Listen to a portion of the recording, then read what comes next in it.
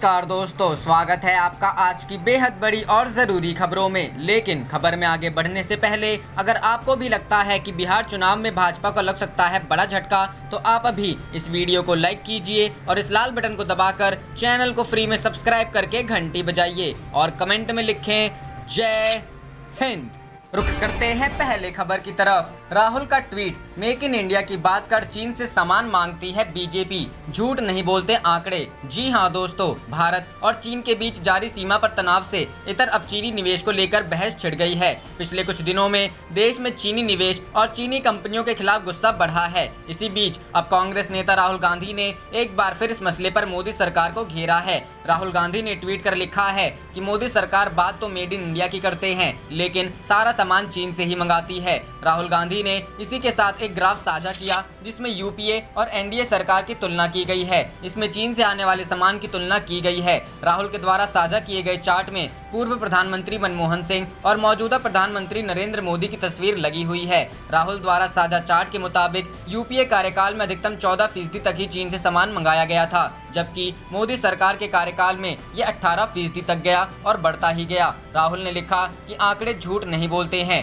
दरअसल चीन के साथ बॉर्डर पर जारी विवाद के बीच उसे आर्थिक चोट देने पर बहस चल रही है। दूसरी ओर सरकार ने भी आत्मनिर्भर भारत कैंपेन लॉन्च किया है, जिसके तहत इंपोर्ट पर कम ध्यान देने को कहा है और घर में प्रोडक्ट बनाने की चर्चा है। राहुल का ये ट्वीट तब आया है जब एक दिन पहले ही सरकार ने चीनी ऐप पर बैन लगा दिया है। केंद्र सरकार ने सोमवार शाम को टिकटॉक समेत कुल 58 ऐप पर बैन लगाया है। आरोप है कि इनसे देश की सुरक्षा को खतरा था और ये डेटा चोरी कर रहे थे। कांग्रेस की ओर से इस फैसले पर सवाल खड़े किए गए हैं और पूछा गया कि अलीबाबा कंपनी पर रोक क्यों नहीं लगी है। रुक करते हैं अगली खबर की तरफ। भूख और निराशा के कारण घर लौटे प्रवासी कामगार फिर से हजारों मील का सफर करने पर मजबूर। जी हां दोस्तों, लॉकडाउन के दौरान भूख और निराशा के कारण लाखों प्रवासी अपने सपनों के जीवंत शहरों को छोड़कर बिहार में अपने अपने घरों को लौट गए थे। लेकिन अब इन्हीं कारणों ने उन्हें दोबारा उन शहरों का रुख करने पर मजबूर कर दिया है जिन्हें वे कोरोना वायरस के डर से छोड़ आए थे। भूख और नाउम्मीदी उन्हें गुजरात, महाराष्ट्र, कर्नाटक, तेलंगाना और पंजाब लौटने पर मजबूर कर रही है। इन प्रवासियों के नियोक्ता, जिनमें से कई ने लॉकडाउन के दौरान उन्हें छोड़ दिया था, अब उन्हें वापस लाने के लिए ट्रेन और यहां तक कि विमान के टिकट भेज रहे हैं, क्योंकि कारखाने चालू हो चुके हैं और निर्माण गतिविधि और बुवाई का मौसम शुरू हो गया है। अहमदाबाद, अमृतसर, सिकंदराबाद और बेंगलुरु जैसी जगहों के लिए मेल और एक्सप्रेस ट्रेनें पूरी तरह भरकर चल रही हैं, जहां से कुछ समय पहले ये कामगार पैदल चलकर, साइकिल चलाकर और ट्रकों के जरिए यहां तक कि कंटेनर ट्रकों और कंक्रीट मिक्सिंग मशीन वाहन में छिपकर आनन फानन में अपने घर लौटे थे। पूर्व मध्य रेलवे मंडल के सूत्रों के अनुसार हाल ही के दिनों में विभिन्न ट्रेनों जैसे मुजफ्फरपुर अहमदाबाद स्पेशल में औसतन 133%, दानापुर सिकंदराबाद विशेष ट्रेन में 126%, जयनगर अमृतसर विशेष ट्रेन में 123%, दानापुर बेंगलुरु विशेष ट्रेन में 120%, पटना अहमदाबाद विशेष ट्रेन में 117%, सहरसा नई दिल्ली विशेष ट्रेन में 113% ट्रेन में और दानापुर पुणे विशेष ट्रेन में औसतन 102% यात्री सफर कर रहे हैं। पूर्वी मध्य रेलवे के मुख्य जनसंपर्क अधिकारी राजेश कुमार ने बताया कि रेलवे प्रतीक्षा सूची की बारीकी से निगरानी कर रहा है और यात्रा को सुगम बनाने के लिए आरक्षण की स्थिति को जल्दी से अपडेट कर रहा है। उन्होंने कहा, अगर जरूरत पड़ी तो भारी ट्रैफिक वाले मार्गों पर और ट्रेनें चलाई जा सकती हैं। पूर्व मध्य रेल में दानापुर, सोनपुर, दीनदयाल उपाध्याय, समस्तीपुर और धनबाद रेल मंडल शामिल है। उत्तर बिहार के दरभंगा जिले से आई एक खबर में कहा गया है कि महाराष्ट्र, पंजाब, हरियाणा और आंध्र प्रदेश की नंबर प्लेट वाली लग्जरी बसों और अन्य वाहन प्रवासियों को उनके कार्यस्थल पर वापस ले जाते हुए दिख रहे हैं। विनिर्माण, औद्योगिक सामग्री और रियल एस्टेट क्षेत्र की कई कंपनियों ने अपने कुशल और अर्ध कुशल कर्मचारियों को वापस लाने के लिए हवाई यात्रा की भी व्यवस्था की है। रुख करते हैं अगली खबर की तरफ। सीएम अमरिंदर सिंह ने साधा बीजेपी पर निशाना, बोले हमने 99 तक की जंग जीती, अब चीनी अतिक्रमण का जवाब देने की उनकी बारी। जी हां दोस्तों, पूर्वी लद्दाख में चीन के साथ चल रही रस्साकसी पर कांग्रेस नेता और पंजाब के मुख्यमंत्री अमरिंदर सिंह ने भारतीय जनता पार्टी पर निशाना साधा है। मुख्यमंत्री ने कहा, हमने 1948, 1965, 1971, 1999 की जंग जीती है, अब उनकी बारी है और वह चीनी अतिक्रमण का जवाब दें। मुख्यमंत्री सिंह ने एक प्रेस वार्ता में कहा, 60 के दशक में चीन के साथ हमारी तनातनी है। गलवान पहली बार नहीं है। मुझे यकीन है कि भारत सरकार सीमा पर सेना को और मजबूत कर रही है। मुझे लगता है कि उस इलाके में भारत की पहुंच को कम करने, अक्साई चीन और सियाचिन के बीच अंतर को खत्म करने के उनके इरादों के बारे में हमें बहुत सतर्क रहने की जरूरत है। भारत और चीन के मध्य सीमा पर जारी तनाव के बीच कैप्टन अमरिंदर सिंह ने सोमवार को भाजपा की अगुवाई वाली केंद्र की राजग सरकार से कहा कि पीएम केयर्स फंड में चीनी कंपनियों से प्राप्त दान को वह उन्हें वापस कर दें।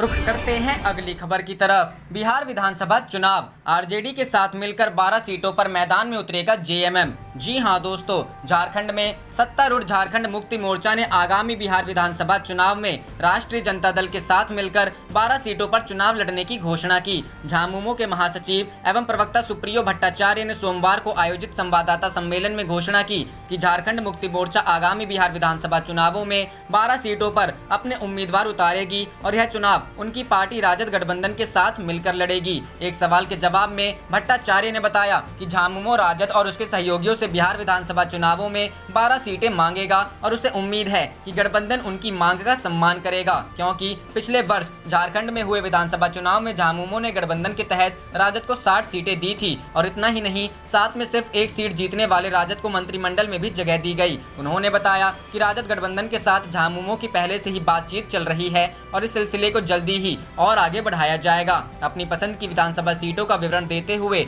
भट्टाचार्य ने बताया कि झामुमो बिहार की तारापुर, कटोरिया, मनिहारी, बांका, ठाकुरगंज, रुपौली, प्राणपुर, बनमनखी, जमालपुर, पीरपैंती, चकाई और झाझा सीटों पर चुनाव लड़ेगी। उन्होंने यह भी कहा कि झामुमो ने चुनाव आयोग से अपना तीर धनुष का चुनाव चिन्ह बिहार चुनाव के लिए मुक्त करने की मांग की है और उसे विश्वास है कि उसका चुनाव चिन्ह बिहार विधानसभा चुनाव से पहले मुक्त कर दिया जाएगा। बता दें कि बिहार की सत्ताधारी पार्टी जेडीयू की शिकायत पर चुनाव आयोग ने झामुमो का चुनाव चिन्ह बिहार के लिए सीज कर दिया था।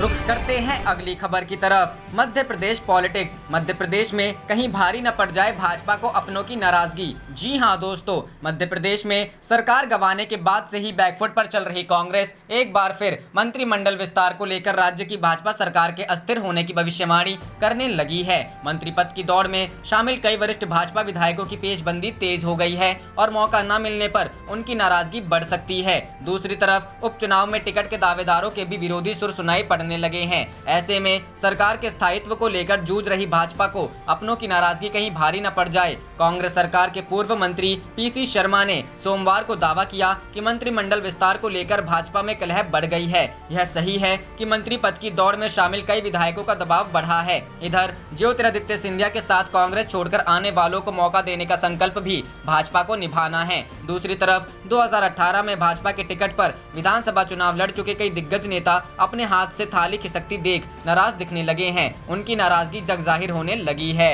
रुख करते हैं अगली खबर की तरफ। हमसे अगर गलती हुई तो जनता ने हमें शासन से बाहर किया, अब नीतीश कुमार की बारी है। तेजस्वी, जी हां दोस्तों, बिहार में विधानसभा चुनाव को लेकर तमाम दल जोर आजमाइश में लगे हुए थे, लेकिन उससे पहले विधान परिषद चुनाव में प्रत्याशियों की जीत पर नेता प्रतिपक्ष तेजस्वी यादव ने कहा कि हमने जाति देखकर उम्मीदवार नहीं बनाया है, स्वर्ण हो या किसी अन्य समाज के लोग, हम सबों के हित की बात करते हैं। आरजेडी नेता ने कहा कि सरकार की विकास की पोल तो खुल गई है, बिहार सरकार के मंत्री का आवास भी पानी में डूब गया है, अब पूरे बिहार पर बाढ़ का खतरा मंडरा रहा है। तेजस्वी यादव ने कहा कि अब लोग हमसे सवाल क्यों पूछते हैं, 30 साल पुरानी बात पर सवाल पूछना बेकार है, जवाब तो वर्तमान सरकार को देना है। हमसे अगर गलती हुई तो जनता ने हमें शासन से बाहर कर दिया, अब जवाब नीतीश कुमार को देना है। नेता प्रतिपक्ष यही नहीं रुके, तेजस्वी यादव ने सरकारी व्यवस्था को घेरते हुए कहा कि लॉकडाउन में अपराध का आंकड़ा बेहद बढ़ गया है, सरकार लॉ एंड ऑर्डर को बनाए रखने में फेल नजर आई है। रुख करते हैं अगली खबर की तरफ। मध्य प्रदेश उपचुनाव से पहले बीजेपी में कलह, विजयवर्गीय के खिलाफ शेखावत ने खोला मोर्चा, कांग्रेस ने दिया ये ऑफर। जी हां दोस्तों, मध्य प्रदेश में विधानसभा की 24 सीटों पर होने वाले उपचुनाव से पहले भारतीय जनता पार्टी की अंदरूनी कलह सतह पर आती दिख रही है। बदनावर से पार्टी के विधायक रहे भंवर सिंह शेखावत इन दिनों नाराज हैं। उनकी नाराजगी की वजह दरअसल राजेश अग्रवाल है, जिन्हें दिग्गज नेता कैलाश विजयवर्गीय ने भाजपा में शामिल कराया है। राजेश अग्रवाल की वजह से ही 2018 के विधानसभा चुनाव में शेखावत को हार का सामना करना पड़ा था। जाहिर है इससे तिलमिलाए शेखावत ने पार्टी हाईकमान के सामने नाराजगी जाहिर कर दी है। वहीं इस पूरे मामले पर कांग्रेस पार्टी ने चुटकी लेते हुए कहा है कि बीजेपी के प्रदेश संगठन का अंतर्कलह सामने आ गया है। वहीं खबर यह भी है कि कांग्रेस की ओर से शेखावत को टिकट ऑफर किया जा रहा है। भंवर सिंह शेखावत खुलेआम बीजेपी महासचिव कैलाश विजयवर्गीय पर आरोप लगा रहे हैं कि उन्हें हराने के लिए ही राजेश अग्रवाल को बदनावर से खड़ा किया गया था। विजयवर्गीय ने इसमें आर्थिक मदद भी की थी। उनका आरोप है कि विजयवर्गीय ने कहा था कि शेखावत को हराओ और अब उसे फिर पार्टी में शामिल करा दिया है। शेखावत ने यह भी कहा कि बदनावर जाकर कैलाश विजयवर्गीय कह रहे हैं कि राजेश अग्रवाल को कैबिनेट मंत्री का दर्जा दिया जाएगा। जिन लोगों ने पार्टी से बगावत करके चुनाव लड़ा और पार्टी को हराया है, उन्हीं को विजयवर्गीय बढ़ावा दे रहे हैं। इसका परिणाम पार्टी को भुगतना पड़ेगा।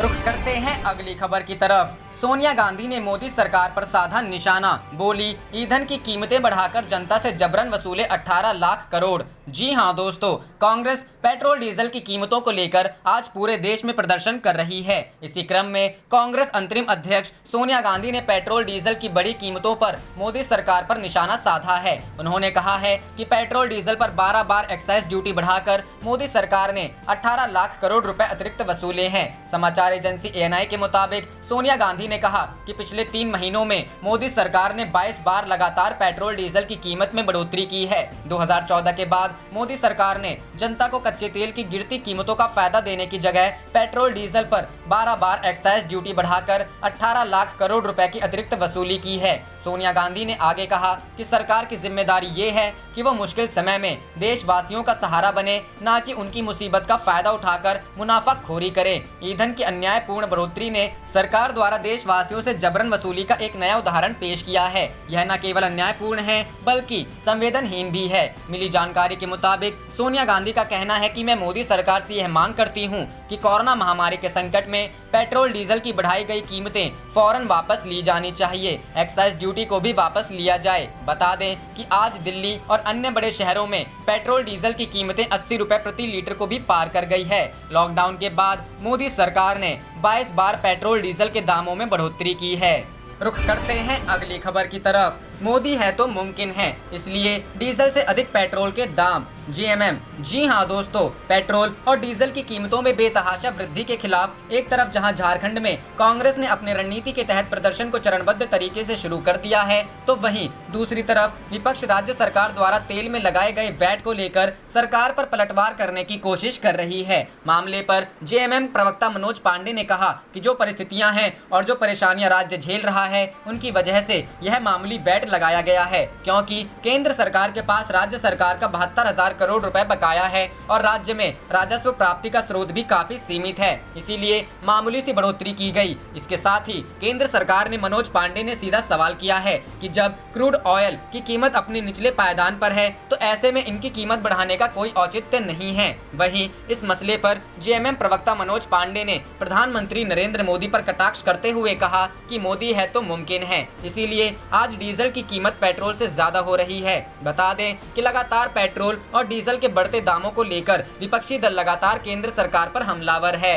करते हैं अगली खबर की तरफ। डीजल के बढ़ते दाम से परेशान किसान, कहा अब खेती में कुछ नहीं बचेगा। जी हां दोस्तों, पिछले साल और इस साल की खेती में 1.5 गुना का अंतर। एक खेत में कम से कम 5 बार चलना ही होता है ट्रैक्टर। डीजल के दाम में आग लगी हुई है। हर रोज बढ़ रहे दाम से किसानों की कमर टूट गई है। जयपुर में सोमवार को डीजल का भाव 81 रुपए 29 पैसे लीटर रहा। किसानों का कहना है कि पिछले साल और इस साल की खेती में 1.5 गुना का अंतर आ गया है। अगर हाल यही रहा तो किसानी छोड़नी पड़ेगी। जयपुर के धवास गाँव में ट्रैक्टर चलाने वाले सुरेश कहते हैं कि पहले एक महीने में जहाँ 10,000 का डीजल लगता था, अब सीधे 13,000 रुपए का लगने लगा है। कहने को तो पिछले साल की तुलना में डीजल के दाम 20 ही बढ़े हैं, मगर आप खेती करते हैं तो जानते हैं कि खेत में कम से कम 5 बार ट्रैक्टर चलाना पड़ता है। ऐसे में डीजल की बढ़ोतरी ने हमारी कमाई खत्म कर दी है। जयपुर में 40 डिग्री के तापमान में मूंगफली की निवाई कर रहे मीठा लाल का कहना है कि हमारे पास 14 से 15 बीघा खेत है और एक साल में मैं 1 लाख से ज्यादा रुपए का डीजल का प्रयोग करता हूं।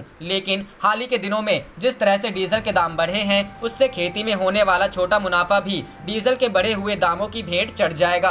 सरकार किसानों को ध्यान में रखते हुए कम से कम डीजल के दाम कम करें। अब तो पेट्रोल और डीजल के दाम में कोई अंतर ही नहीं रह गया है। मीठा लाल का कहना है कि जुताई के अलावा खाद बीज भी ट्रैक्टर से लेकर आते हैं। बिजली नहीं मिलती है तो इसी डीजल से सिंचाई भी करते हैं। उसके बाद फसल कटने पर इसी डीजल से थ्रेसर भी चलता है और ट्रैक्टर पर लादकर बाजार ले जाते हैं। अनाज के लिए तो वहाँ भी डीजल ही काम आता है। रुख करते हैं अगली खबर की तरफ। महंगाई के विरोध में कांग्रेस का राज्यव्यापी धरना, राष्ट्रपति को भेजा ज्ञापन। जी हां दोस्तों, उत्तराखंड कांग्रेस ने बढ़ती महंगाई को लेकर राज्य भर में भाजपा सरकार के विरोध में प्रदर्शन किया और राष्ट्रपति को एक ज्ञापन प्रेषित किया। कांग्रेस ने कोरोना काल में सरकार पर जनता को राहत देने के बजाय लोगों पर आर्थिक बोझ लाद देने का आरोप लगाया है। सोमवार को अखिल भारतीय कांग्रेस के निर्देश पर प्रदेश अध्यक्ष प्रीतम सिंह के नेतृत्व में राज्य के जिला मुख्यालयों और शहरों में महंगाई के विरोध में प्रदर्शन किया गया।